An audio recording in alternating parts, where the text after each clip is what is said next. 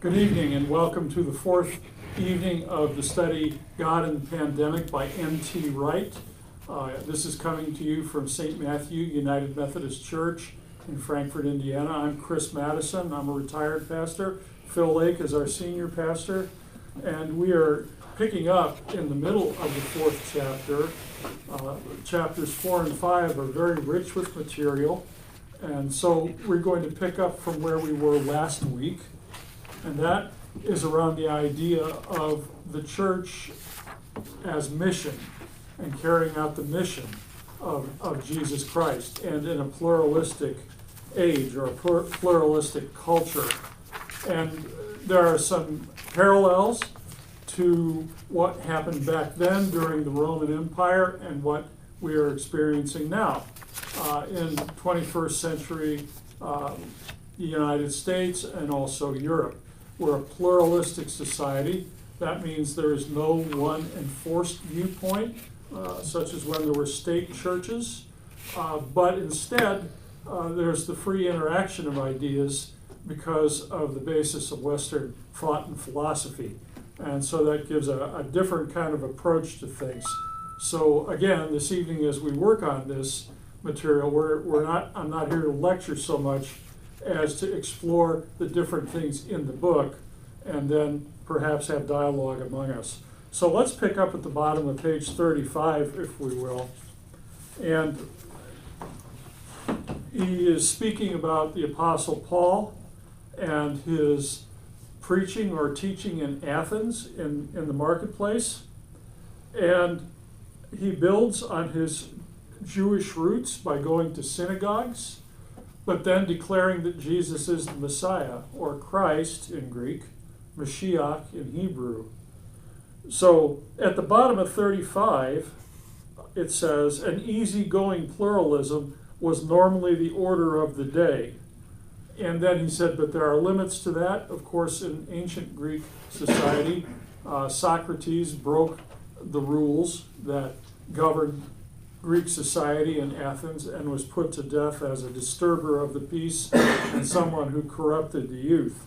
So Paul was in the midst of a very rich culture as he was speaking in Athens. Let's take a look at the questions that we have. And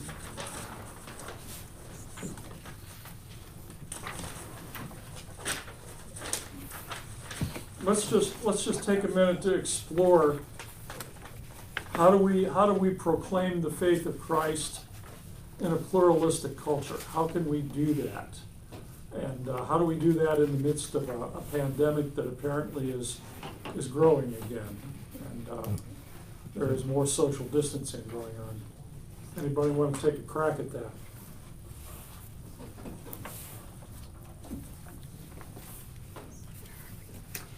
One thing I thought of when I first looked at that question, not just to use someone else as an example, to me. I remember when the children were killed in the Amish school, and the Amish people forgave.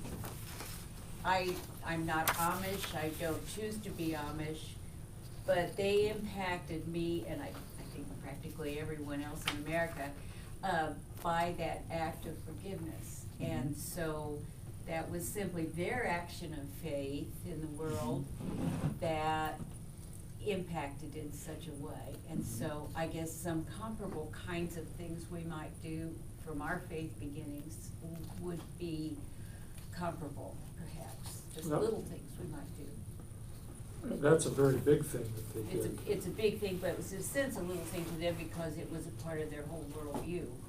Yes, the Amish and the Mennonites and those who come out of the Brethren tradition tend to be folks who embrace peace. They are peace churches. Nonviolent, they advocate nonviolence like Jesus did in the Sermon on the Mount. And that is a very real question to embrace, especially as we see the riots in our nation continuing. And the violence and the hatred that's spilling out on the streets. How do we live out the gospel in times like that? Ron, you look like you're ready to say something back there, and I was debating going to you or going to Ann. If I got you by surprise there, I'm sorry.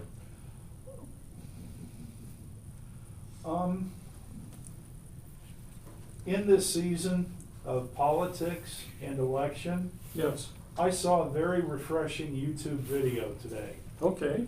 And I'm not going to say who it was, Okay.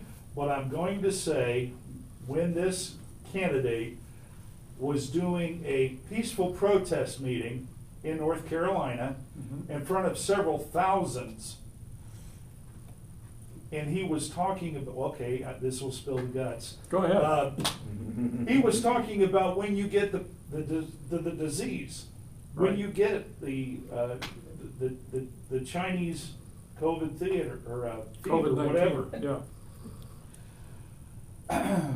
the Chinese virus. He said, you know what? All the drugs and all like this that man come up with are one thing. He goes, but sometimes you've got to go to the boss. And then he looked up, and he pointed up. Mhm. And he said, somebody asked me one time, who was the most famous person in the world? And somebody once suggested that it was somebody other than who it really was. And he goes, no, it's not me. It's Jesus Christ. That was a He clear named witness. the name. Right. He spoke the name. Right. And to me, that was an agape, an eye-opening, a verifying, if you will, moment. Yeah, that was Because when it fearless. gets down, no matter what mankind faces, Jesus has already faced it. Right. And he's there with us right where the rubber meets the road. Yes. So, to me, that was a moment of faith edification. Tremendous witness Mhm. at a time when in our culture there are people who may not know anything about Jesus. They may have heard some things, Mhm. but they don't know him. That's right. So that's a great example. It's out there on YouTube if you want to see it. Okay. Who's the boss? Who's the boss? It's a minute 43. Sounds like Tony Danza. How'd you know? Well, who's the boss? Yeah. It was Tony Danza that said it? No, they were No. joking. I thought it wasn't. I was just No, kidding. I was I saying was that gonna tongue say, in I cheek. thought I knew who it was, and No, I wasn't it's guessing Tony Chris Danza. and I were playing off each other on a tongue in cheek. It wasn't Tony Danza, No, I'm it's sorry. not Tony I'm Danza. picturing Tony Danza. I'm gonna have to go look that up, because I haven't seen that YouTube video. And YouTube and Facebook and other social media, and of course the radio that we have been on for so long are great opportunities for people to hear the gospel and to come to know more about God and Christ and how he's actively at work in our lives. Mhm. So are there other ways that we could be a witness in this pluralistic culture?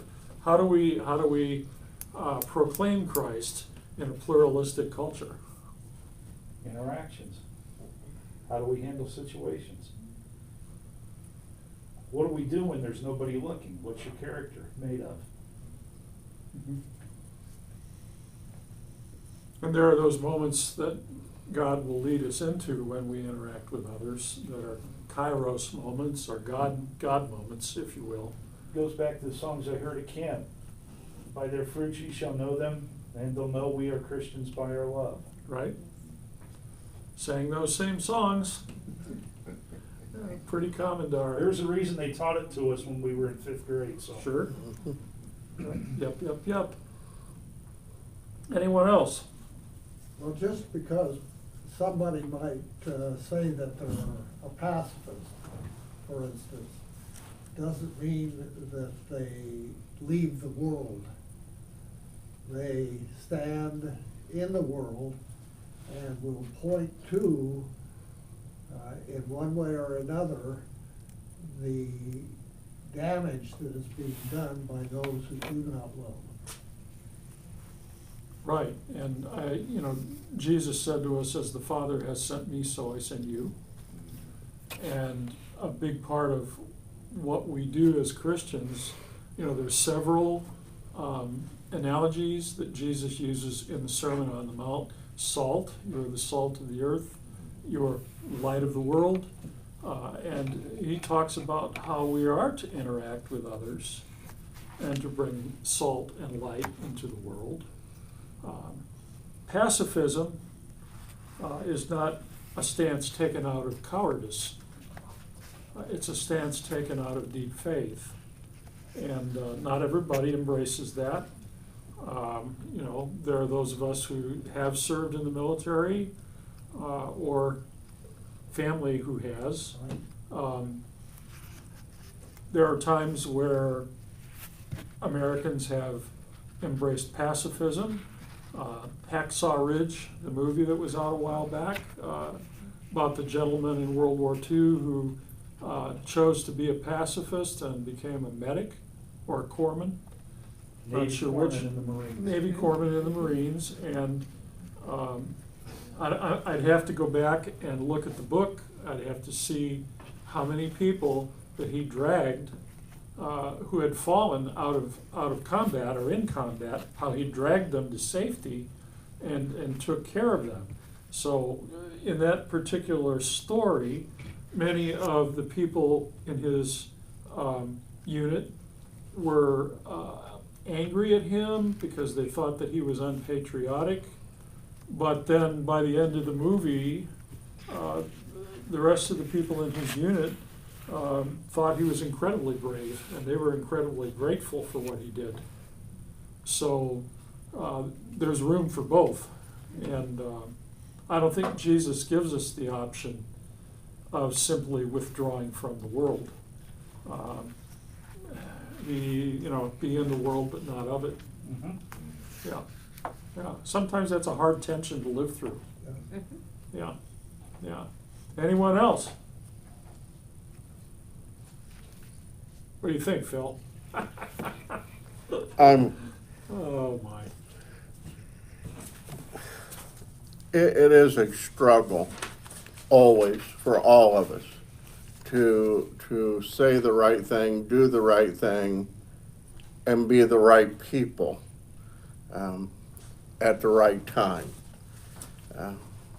If you try to hear what I'm referring to, I painfully fall flat on my face at times.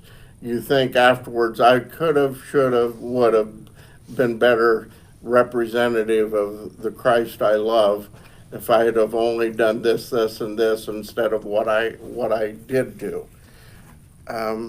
Sometimes I've learned just quietness. Through the years of ministry, there's been times where I've just silently, quietly prayed in a corner, or have just tried to be calm and still and just be a presence. There's times to speak, time to say things, but I've also found there's times to just be quiet and be prayerful and in prayer and just say, if you need me. I talked to a family tonight and didn't realize some of the struggles they were going through. And there was a long pause in our phone conversation, and I don't know if it got uncomfortable on both sides of the phone, but for a moment I wanted to say something, and then I just quietly prayed for a second, and then they came back with a response and said, I know you're praying for us. I appreciate everything you're doing. Sometimes the quietness is also a powerful presence. Yes, indeed. And we forget that too often. Yeah, especially in times of tragedy. There are times when to speak words in a time of tragedy would be out of place. We can't fix it. We can't change it. We can be present. We can be the presence of Christ. Martin Luther, back in the Reformation, said that each Christian believer was called to be a little Christ. And sometimes that's just a quiet, prayerful presence, which can lend strength to those who are suffering. Just to know that there is someone there who's a follower of Jesus, who is quietly praying for them and being present for them. It lends them strength in times like that. And then, there are times, maybe later, maybe much later, when we might be able to speak. But again, that's a timing issue. The older I get, the more I realize timing is probably one of the most important quantities and qualities, I should say, not quantities, but qualities that we don't realize how important it is. That just having the right timing to do and say the right thing. Yeah. Well, and I know for me, just this week with this conversation, I had a missed opportunity, and I don't know if this happens to anybody else, but there was a wonderful opportunity for me to act. I don't know why I didn't. I immediately knew afterward I should have, but again, the timing was now off. And God just spoke to me so critically. Why didn't you? Mhm. And I felt so convicted, and I thought, well, what was I afraid of? And I don't know why I was afraid of it.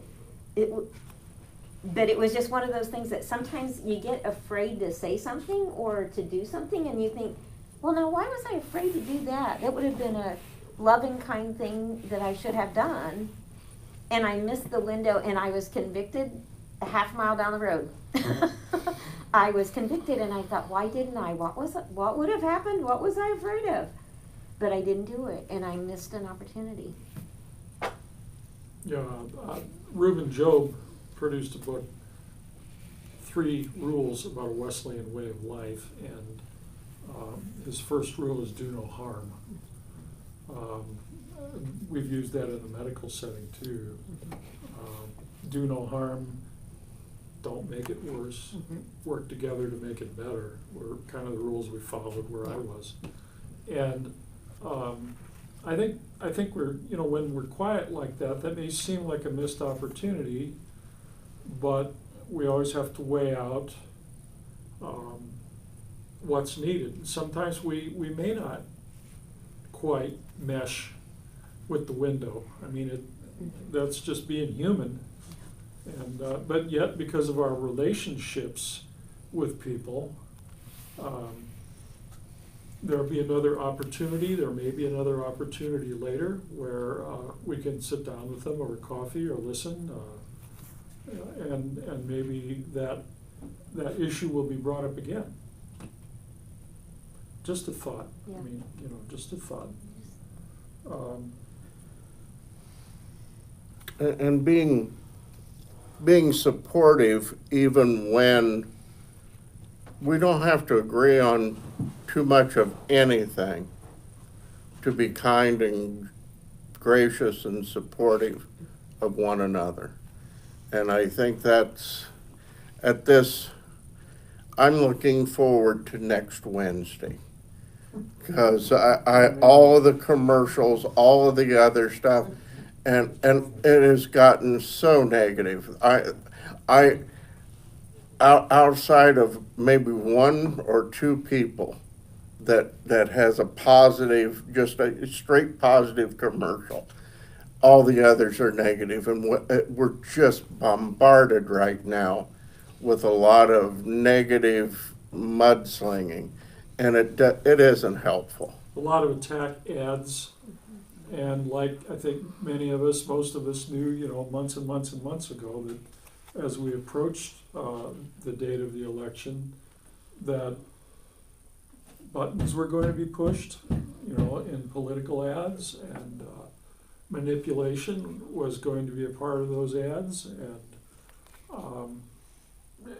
it's like sorting through, pushing the chaff aside until we can really find the wheat.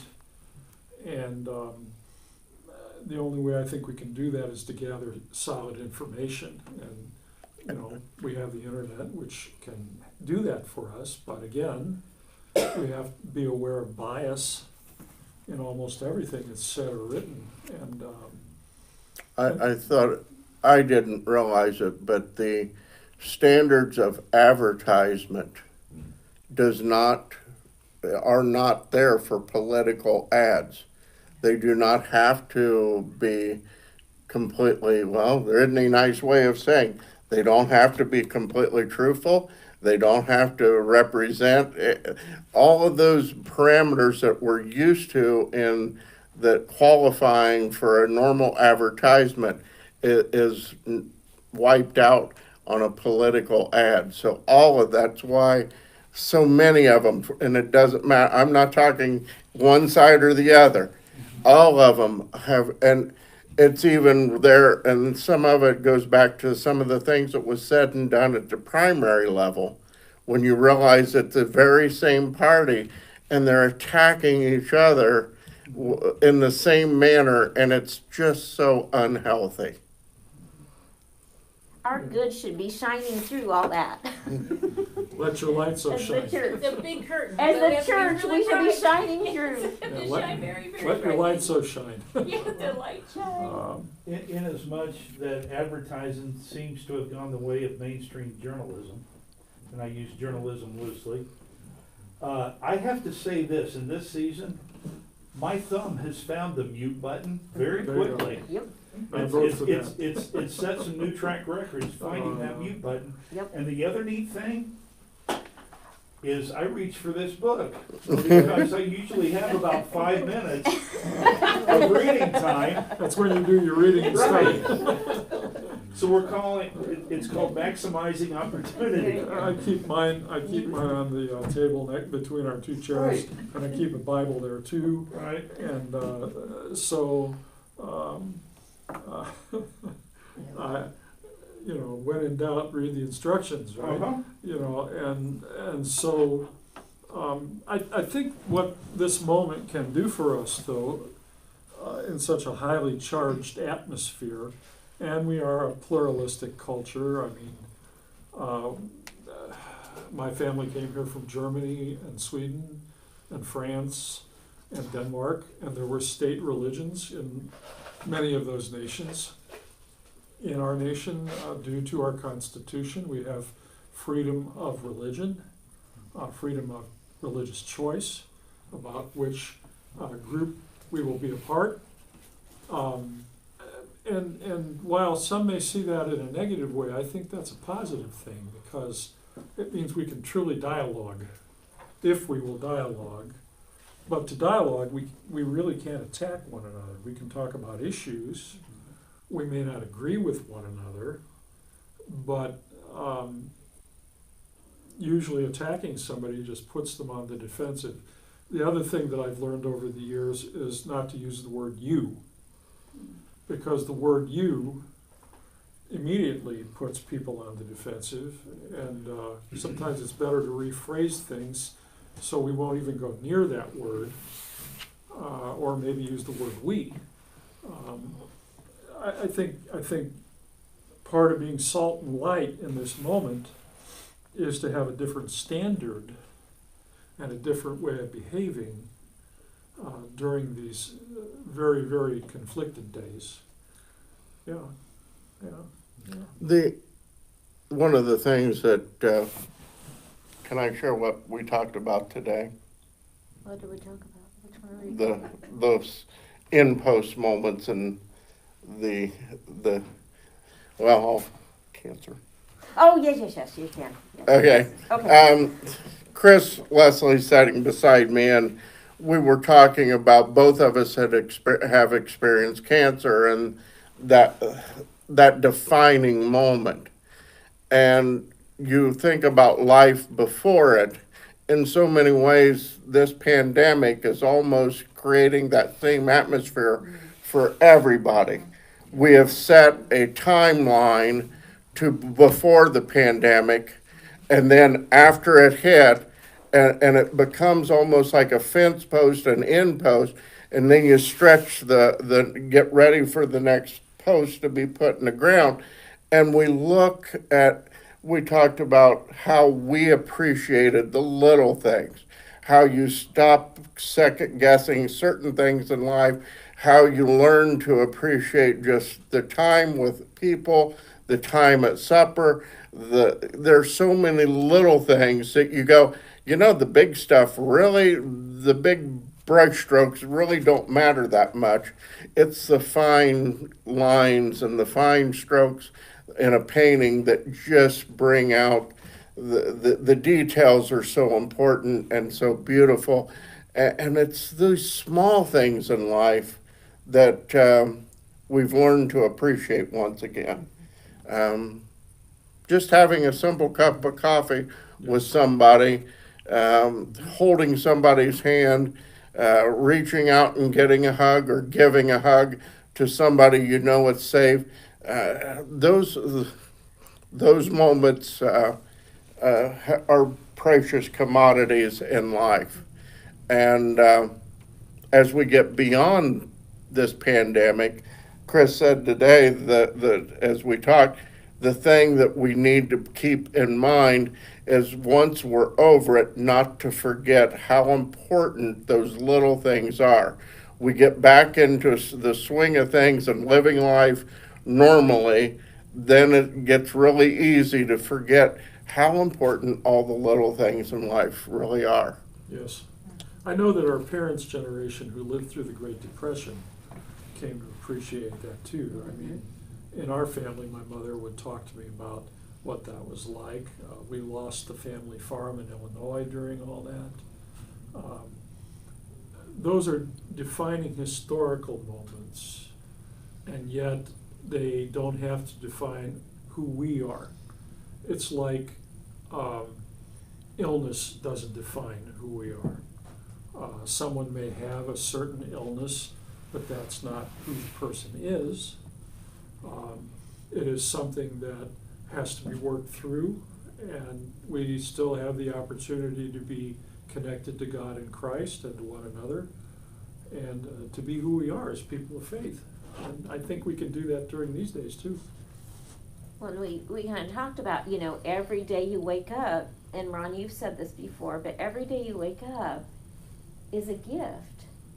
And what will I do with that day, and what do I do? I've been given one. What do I do with it that is reflective of getting one?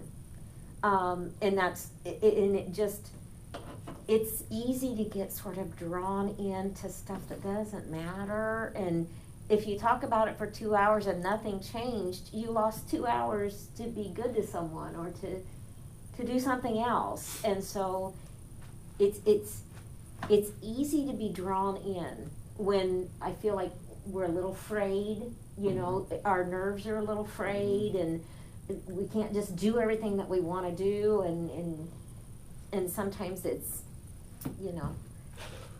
And I think when people become so fatigued, and I've been reading internet materials about fatigue rates in the United States and across the globe due to the pandemic, I think that kind of fatigue, it thins out our patience. It does. And I think we've pretty much all been at a point where we may say to ourselves and others, not right now.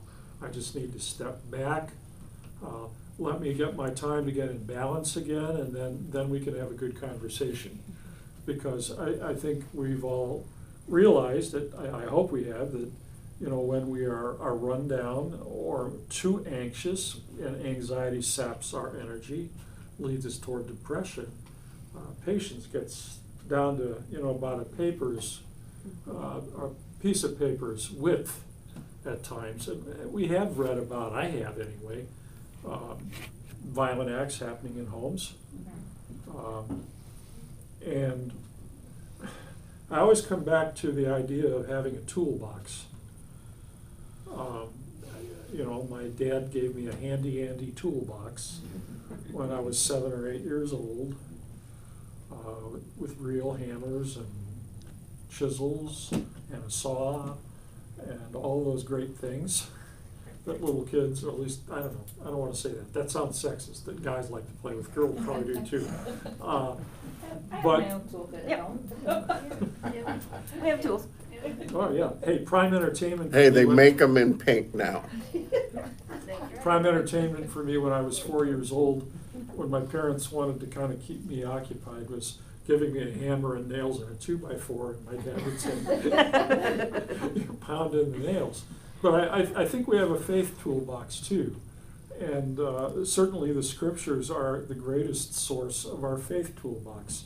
The hymnals that we sing out of, or the praise songs that we sing, can also be those. For those who come out of a tradition like the Church of England or the Lutherans or the Catholics, They have prayer books. Of course, the United Methodists also have, you know, our book of worship, which has, you know, prayers for different times of the day, and it too is a resource. So I think those are all part of the faith toolbox that we can have, and then plus just being connected, and being able to phone somebody and say, I am having a really bad moment. Can I take a few minutes of your time? You know, and then just to listen. And that's another tool in the toolbox. Staying connected to people and not having to handle everything by ourselves. And then prayer to the one who is our greatest strength. Like your friend at the rally. Yeah.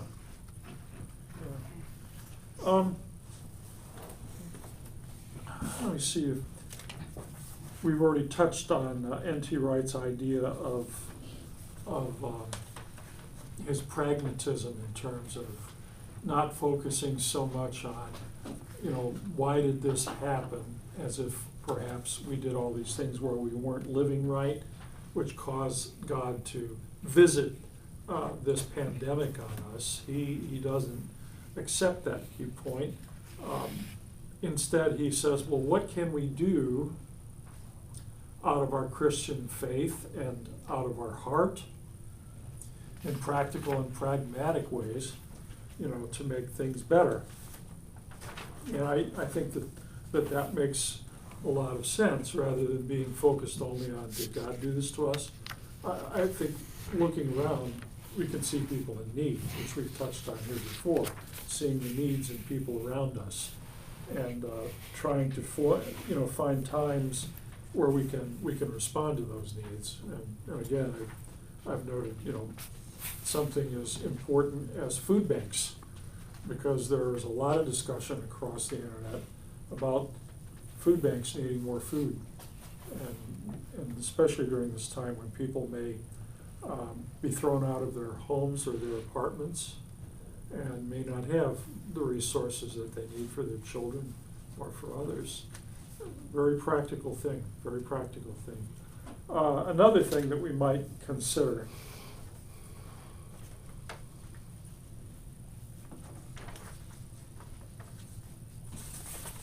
if we turn to page 3 on the questions that have been passed out, there's a section marked by the words spiritual formation in parentheses. And I know I used a couple words there that most of us probably said, blah, blah, blah. What kind of prayer was that? There are a couple ways to do prayer. One is apophatic, where we speak the words or sing the words. And maybe we offer intercessory prayer for those whom we love.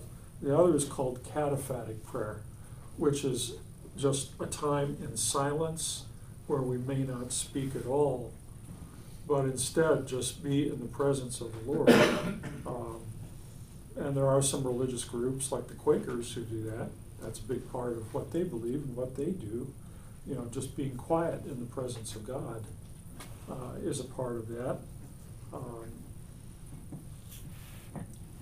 One other tool that we can use in times like that is breath prayer, which is an ancient practice of the church, where we may think of a scripture verse, and as we're praying it in our minds, do part of it on the in-breath and part of it on the out-breath. You know, the Lord is my shepherd, I shall not want. And, you know, anchor our prayer time in something like that, which reminds us of, you know, who holds everything together? You know, who holds everything together? Eastern Orthodoxy, folks I've been reading about and studying for quite some time, has a prayer called the Jesus Prayer. Is anybody familiar with it? It's a simple prayer. Lord Jesus Christ, Son of the living God, have mercy on me, a sinner. Or it can be shortened to Jesus, have mercy on me, or us. or it can be shortened even more to just say, Jesus, and remember him and to ask for his presence. It is a prayer that I have used in the hospital setting, not necessarily with patients or family, but myself in order to maintain peace and strength while other people are in the midst of chaos and deep, deep loss and confusion. Spiritual formation is not anything new. The church has been doing it for 2,000 plus years. It is rooted in our Jewish forebears in terms of the Psalms and praying the Psalms, because that's what the book of Psalms was meant to do. It's a prayer book. It's the ancient prayer book of Israel. And everything that we have in our lives is found in the Psalms. And so that's yet another facet of spiritual formation. And we were talking about pacifism and being men and women of peace, and that too is spiritual formation, forming us on the inside and helping us to integrate Jesus' teachings from the Sermon on the Mount and the Sermon on the Plain in Luke. So let me just ask, I hope you're not put on the spot, do you employ those kinds of prayer, the spoken kind and the quiet kind, and when most often do you do that?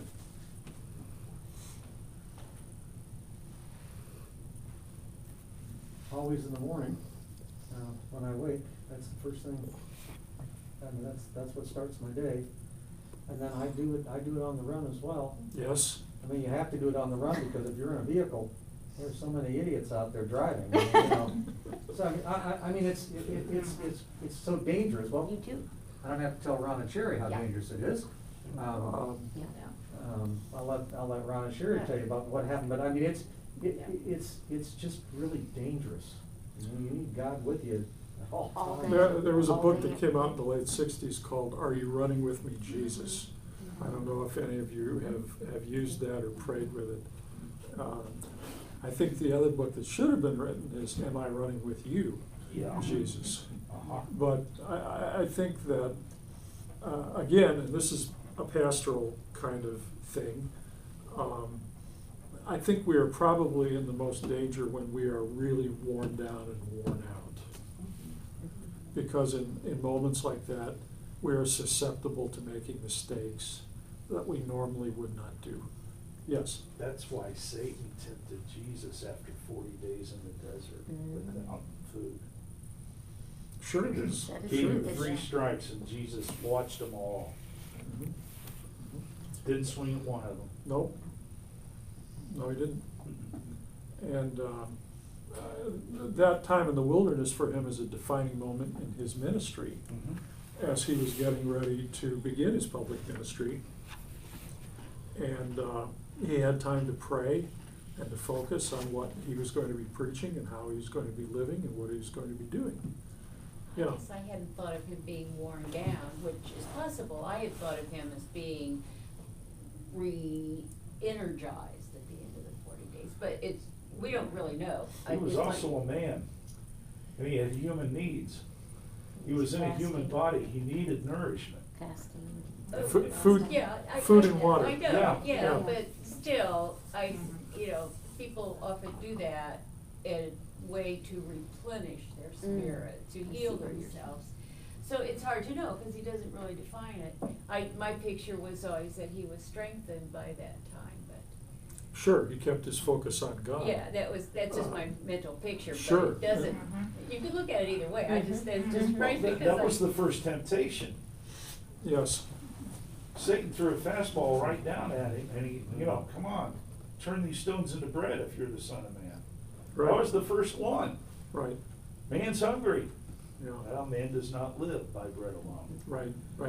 And when you were asking about Jesus, are you running with me? Abraham Lincoln was asked in the height of the Civil War, whom he thought God was with. Is God with the South or God with the North?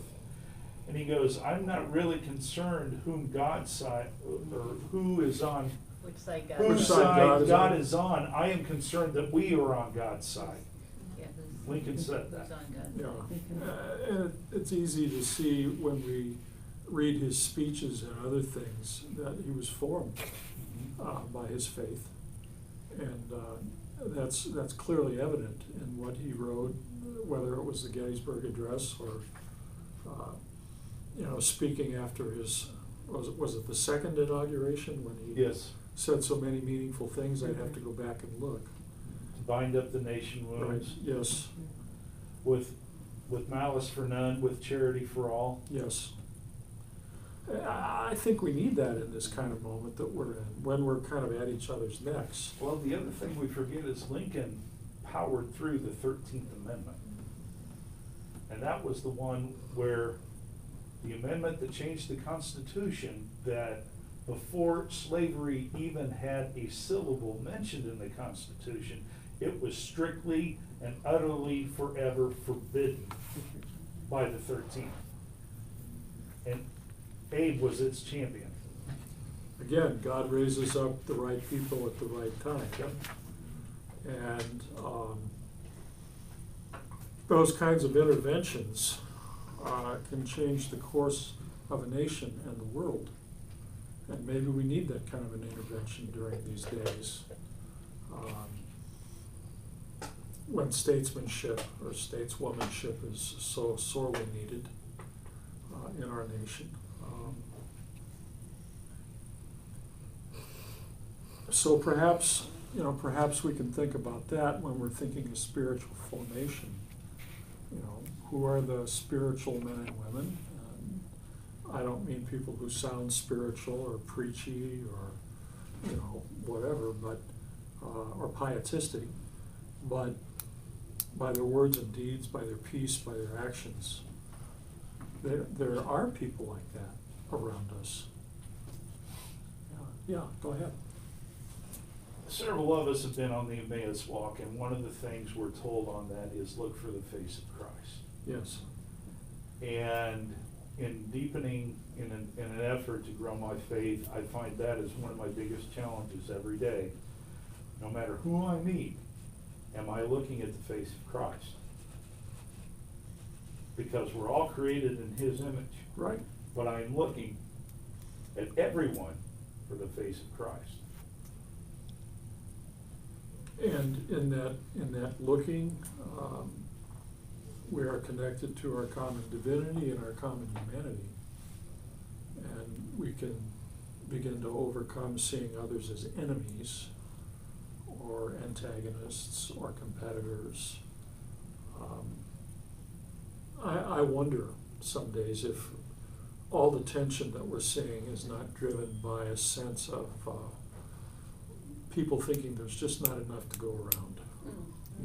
We've talked about that. Competition for resources, competition for all kinds of things. Yet, if we think of the feeding stories in the Gospels, where Jesus is feeding 5,000 or other feeding stories, it looks at first as if there's not enough to go around.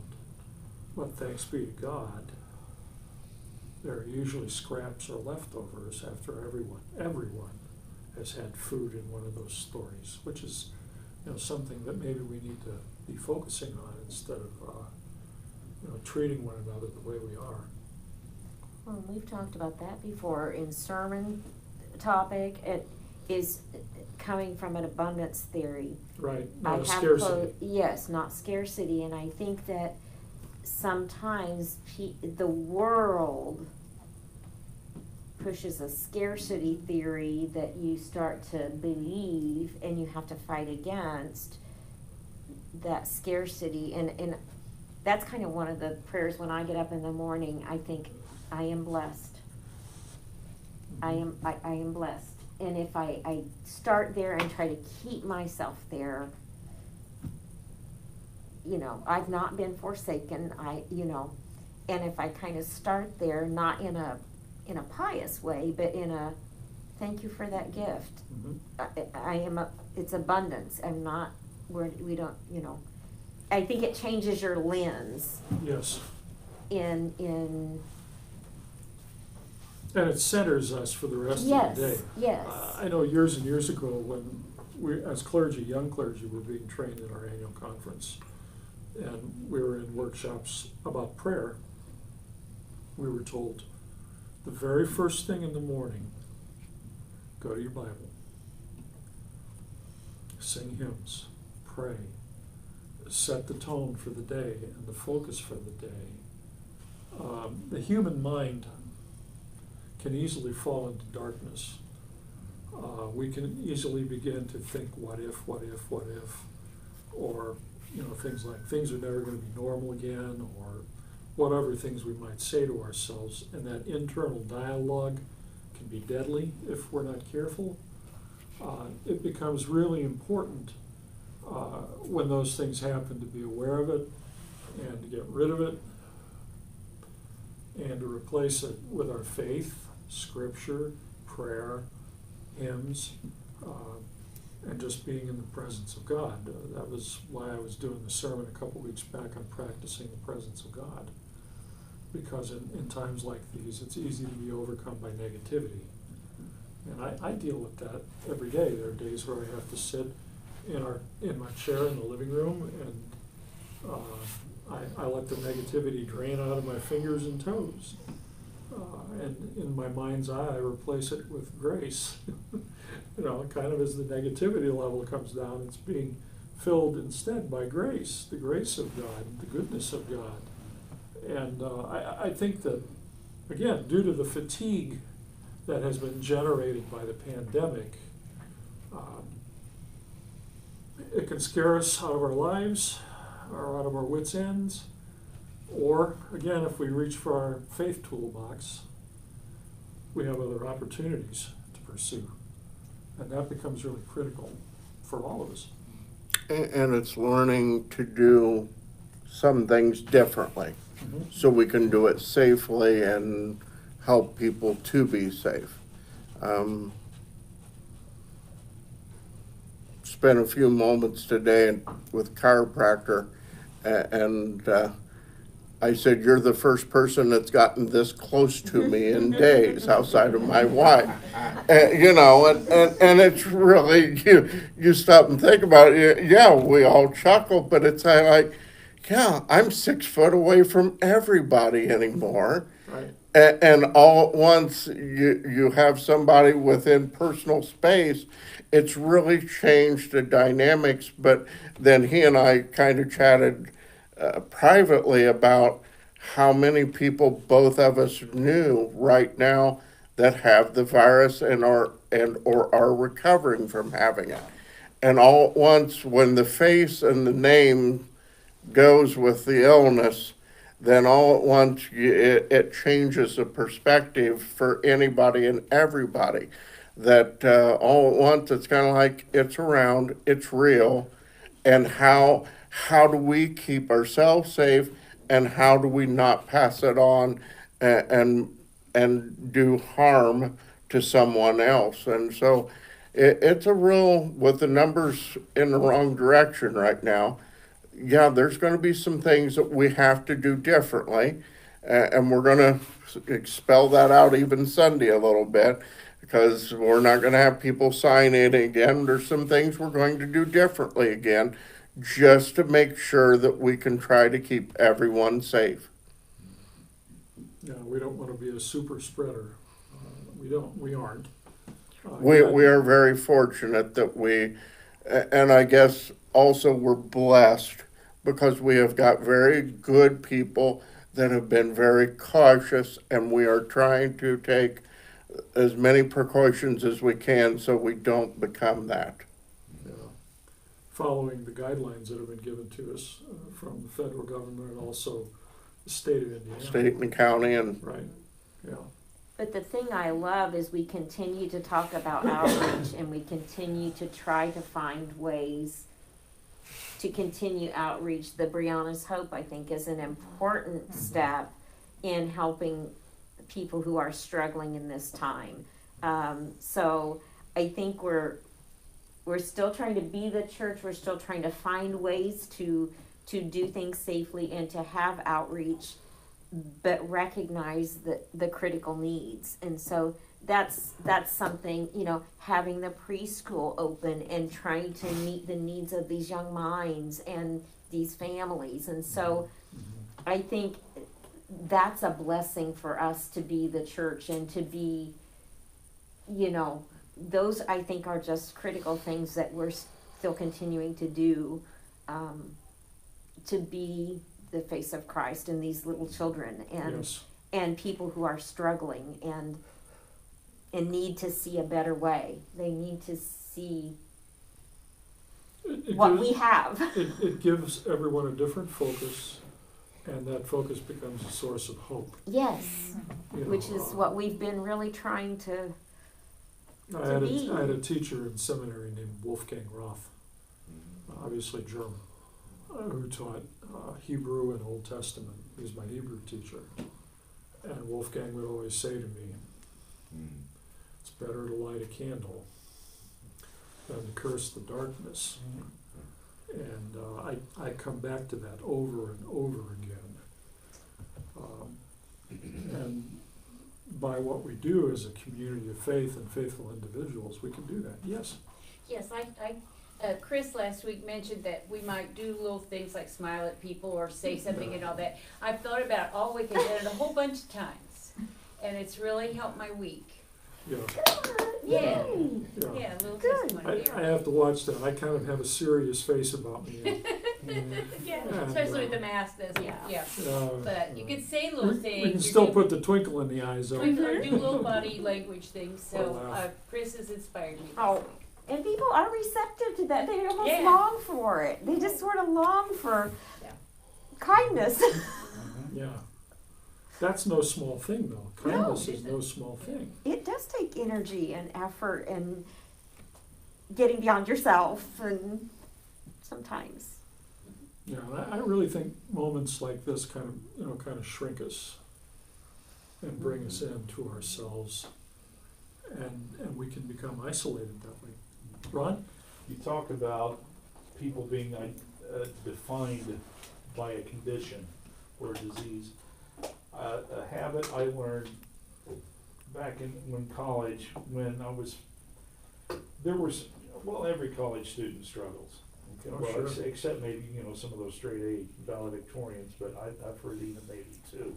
Yeah. But I heard a song by the Imperials, Oh, yeah. and I don't remember the words, but it says something about he didn't bring us this far to leave us. Right, He didn't get us out here just to let us sink.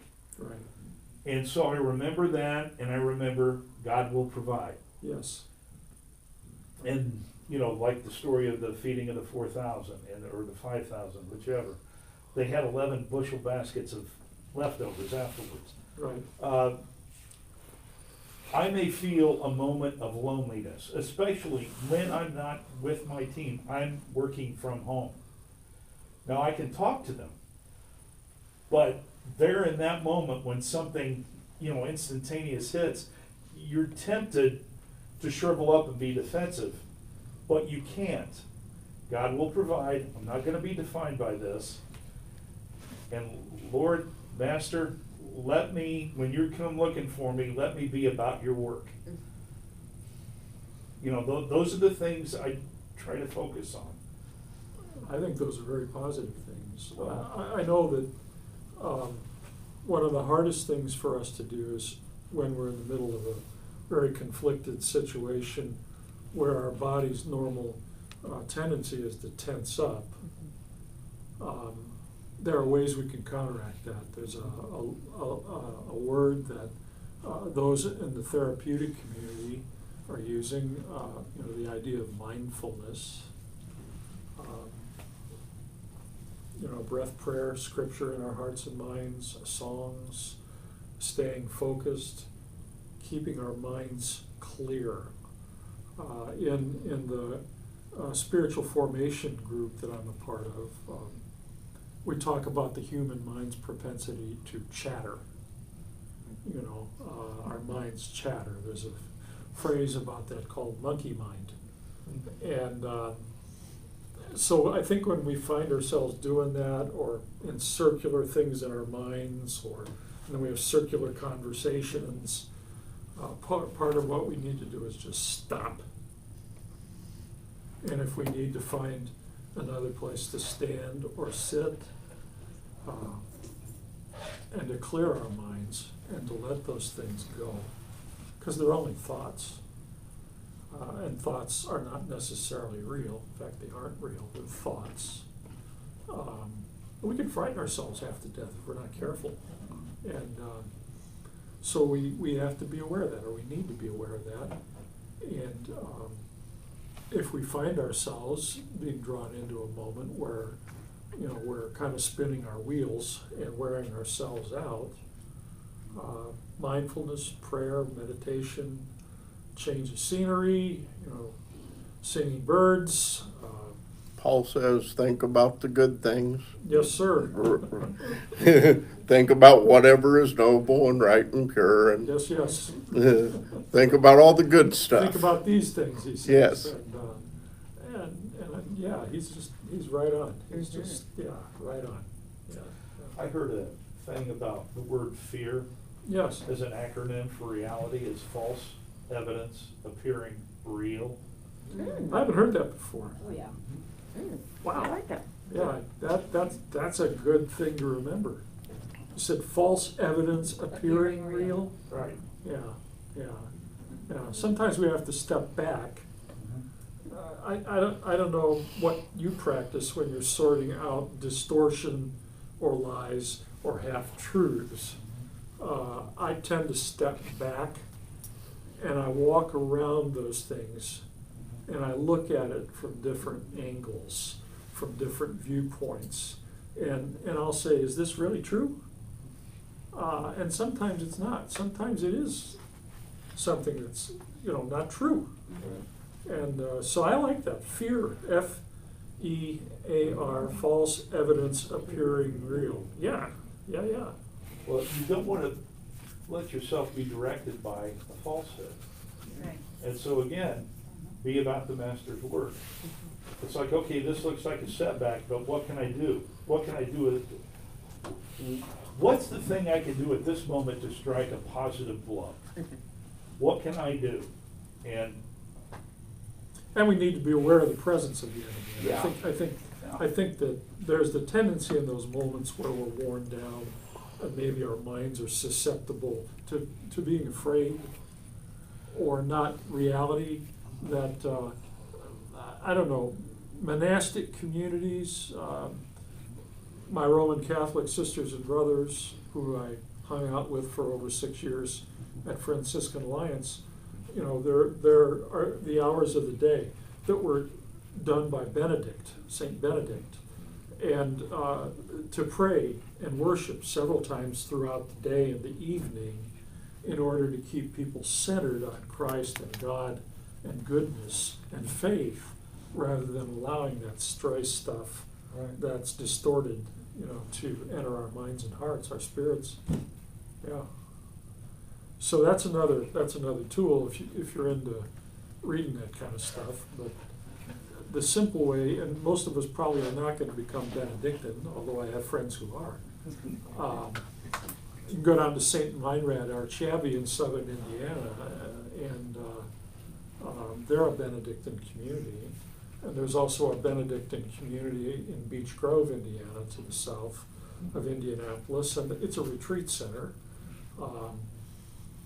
And the idea of retreats, whether it's a walk to Emmaus, or being engaged in some kind of retreat, coming back to what Jesus did in the wilderness and being refreshed and refocused, that's what retreats do for us.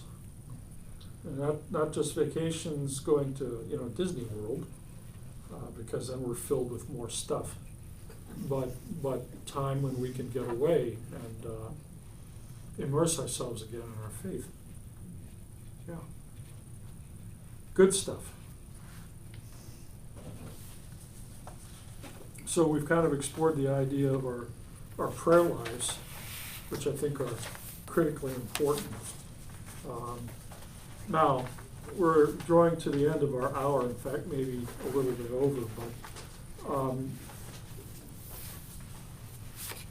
On page 66,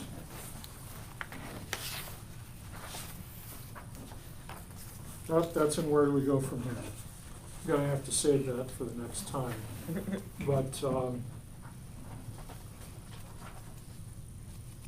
I'll just say this, we've talked about the Babylonian captivity in this text as a defining moment in Israel's past, where they lost everything. The temple was destroyed, people were carried off into Babylon. People died of illness, horrendous stories if we read about those. But the good thing, again, was that when they were in Babylon, and the psalmist says, "How shall we sing the Lord's song in a foreign land?" What came about was the prayer meeting, the minyan, and praying the psalms. They couldn't sacrifice, the temple had been destroyed, but the ability to pray had not been taken away.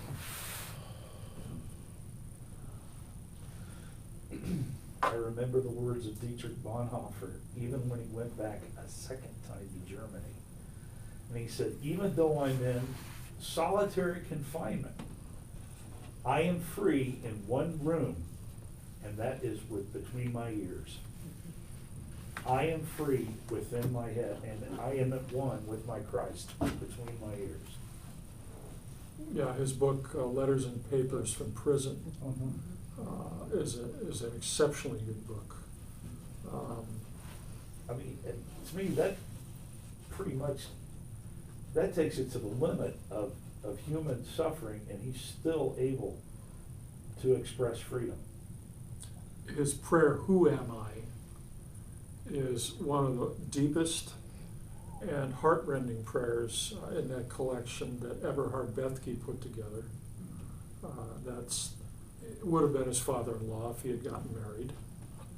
And that's yet another great resource for us. So we're kind of in spite of people. In spite of this, no, this is who we are and what we're about. Yes? Well, you also were talking about the late Greek planner and Hal Lindsey. Right. And, who's going to be the Antichrist? And see, that we were thinking about that when I was in sixth grade. Right. And when we went through confirmation in sixth grade, we were asked what book of the Bible we wanted to study. To a person, we all chose Revelation. Well, that's one of the hardest. Okay, but we all chose that. Yeah. And the thing of it is, the question I came out of that with as a young Christian in sixth grade, it's like, okay, who's the Antichrist? Who is he? Could I be him? No. And the thing, thank you for that affirmation, I appreciate that, Brother Chris. Yeah. Trust me, you're not. But the thing of it is, I mean, you read, one of Jesus' 12 betrayed him. Right. You don't want to be Judas, No.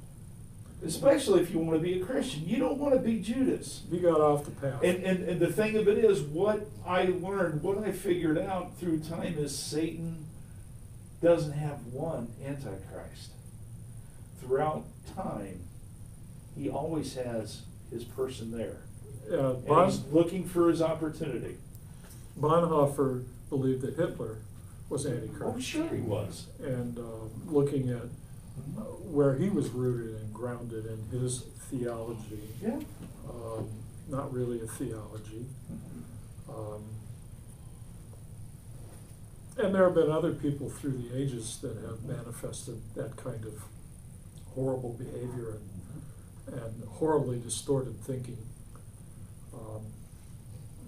And in my visits as a hospital chaplain, there people have always asked me that kind of question, or at least some have, not all.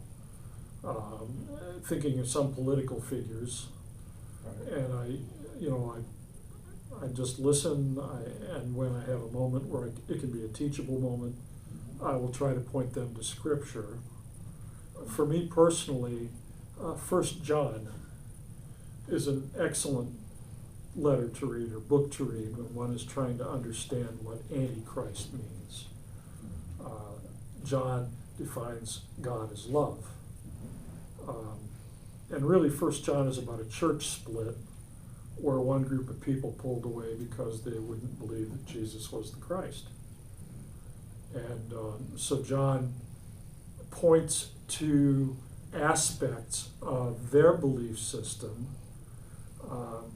that did not fall within the body of, I guess we could say, orthodoxy or Orthodox Christianity or mainstream Christianity. And again, that comes, back to being rooted and grounded. Rooted and grounded.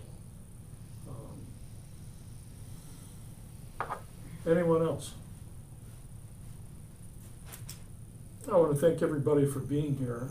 Those of you who have been watching us on Facebook and who will watch us on YouTube, again, I will note to you that we are socially distanced. I am not wearing a mask, but the rest of everybody is more than 6 feet away from me. And we have those around tables who, are also socially distanced. As we finish up the night, Phil, do you have anything you want to say, or? See you same time. It's kind of a Batman next week, same bat time, same bat place, yeah, same bat channel. I think what we've continued to do is to turn to N.T. Wright's centerpiece for this study, which is the Lord's Prayer, because that's the model prayer of the Christian community, whether our Catholic friends call it the Our Father, or whether we Protestants call it the Lord's Prayer. Why don't we pray? Our Father, who art in heaven, hallowed be thy name. Thy kingdom come, thy will be done, on earth as it is in heaven. Give us this day our daily bread, and forgive us our trespasses, as we forgive those who trespass against us. And lead us not into temptation, but deliver us from evil. For thine is the kingdom, and the power, and the glory forever. Amen. Go in peace. Thank you, Chris.